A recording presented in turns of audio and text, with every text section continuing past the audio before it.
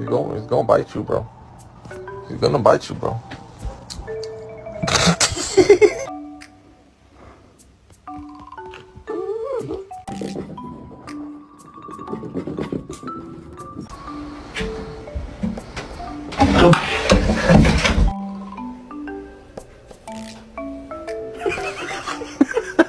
Just the two of us.